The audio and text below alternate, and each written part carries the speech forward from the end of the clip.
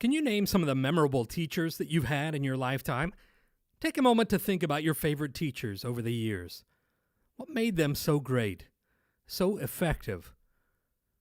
How about some of your least favorite teachers?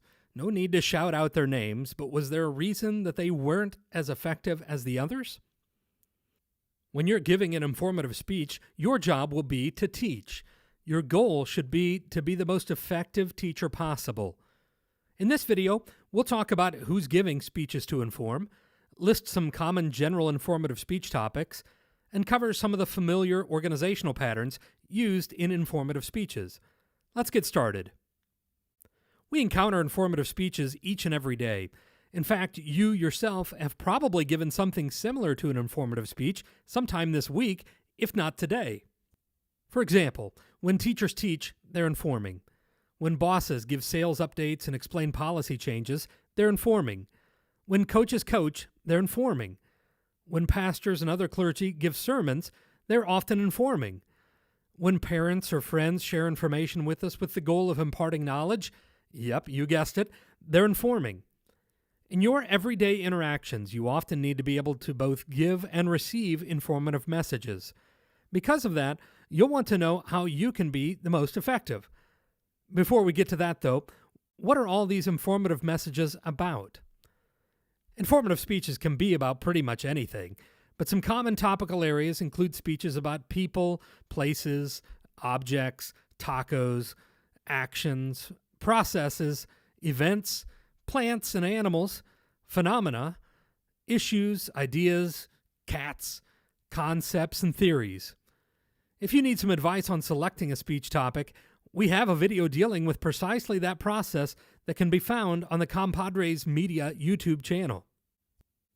To make sense of the topic and help the audience understand and retain as much of your speech as possible, it's important to organize it properly. You've probably already learned about organizational patterns. If not, once again, we have a video on that very topic on the Compadres Media channel. But it bears repeating, as some of those patterns are a better fit for informative speeches than others. For example, process or historical speeches will likely use a chronological pattern. Speeches about places or events might use the spatial organization pattern, which follows a directional flow.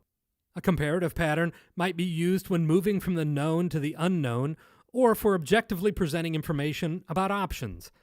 The same objectivity would be a hallmark for an informative speech using the pro-con organizational pattern. Pick a topic and then present an unbiased view from both or all sides.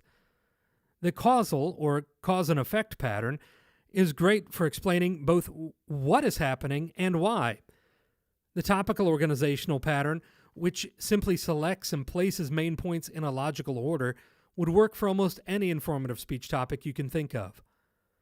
The key to picking the correct organizational pattern is determining which will be the most effective for the information that you plan to present.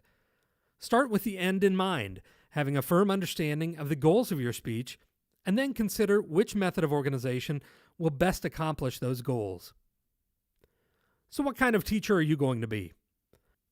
Carefully considering and selecting the topic for your informative speech and matching it effectively with an appropriate organizational pattern could make all the difference in determining which list you end up on for the folks in your audience. Choose wisely.